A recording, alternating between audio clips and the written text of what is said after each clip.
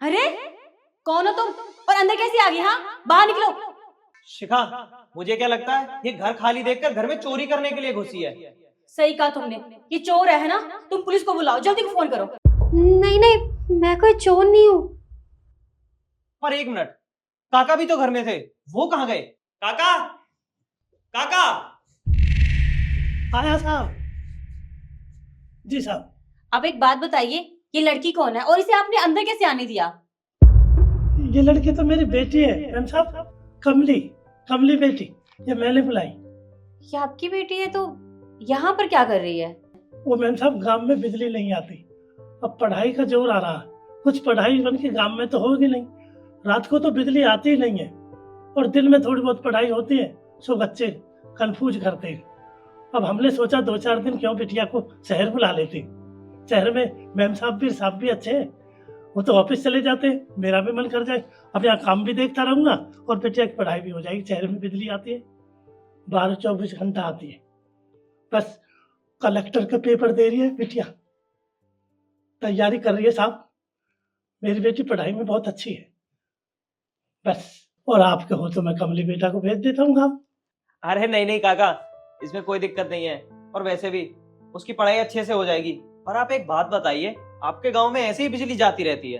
अरे साहब क्या बात करते हो, बिजली तो रात को तो आती ही नहीं है, बस दिन में कोई 2-4 मिनट बिजली आती है तो दिन में तो चलो, दिन होता है ना तो पढ़ लेते हैं थोड़ी बात। रात में तो बिल्कुल ही लाइट नहीं आती।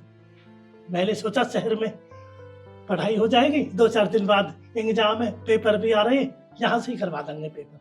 बस साहब यही बात थी। कमली बेटा तुम घर जाओ, दिन में पढ़ लेना, रात को मैं शाम को आ जाऊंगा, मैं आता हूँ, जाओ।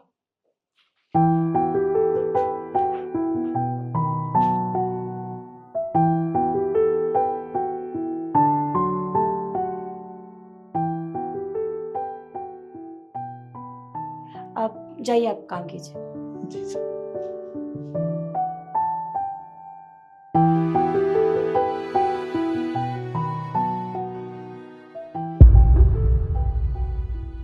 काका, जी मैम साहब। काका की कुछ सामान की लिस्ट है, वो सामान ले आओगे अभी आप? वो मैम साहब आज शाम जल्दी जाना था ना, तो कल ले आऊंगा। नहीं काका, मुझे सामान अभी चाहिए, आप प्लीज अभी ले आइए ना प्लीज। ठीक है मैम साहब। और जब आ जाएगा तो मुझे बता देना, ठीक है? ठीक है। जाइए।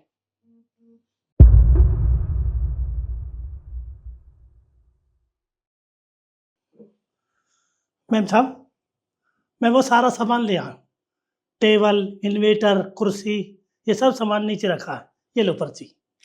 बहुत बहुत शुक्रिया। अच्छा एक काम और कर देंगे, ये सामान एक पते पर पहुंचाना है, आप पहुंचा देंगे प्लीज? हाँ हाँ अभी बता दो, साथ के साथ पहुंचा भी देता हूँ। सुमित।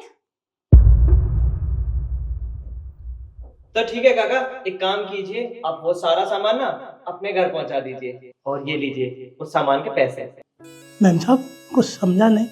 मैं समझाती हूँ। आपने कहा था ना काका कि आपके घर में बिजली नहीं आती है और आपकी बेटी अच्छे से पढ़ाई नहीं कर पा रही है, तो अब इन्वर्टर लग जाएगा तो बिजली भी आएगी और वो पढ़ाई भी कर पाएगी।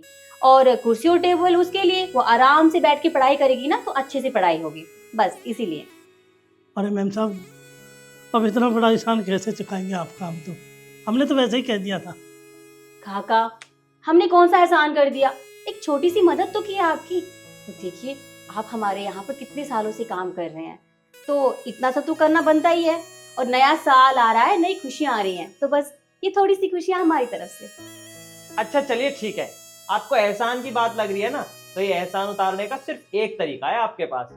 आप ना अपने हाथ के बढ़िया से रसगुल्ले बनाकर मुझे खिला दीजिए, क्योंकि एक तरफ सुकून की नींद और एक तरफ आपके हाथ के मस्त वाले रसगुल्ले, आहा मजा ही आ जाएगा।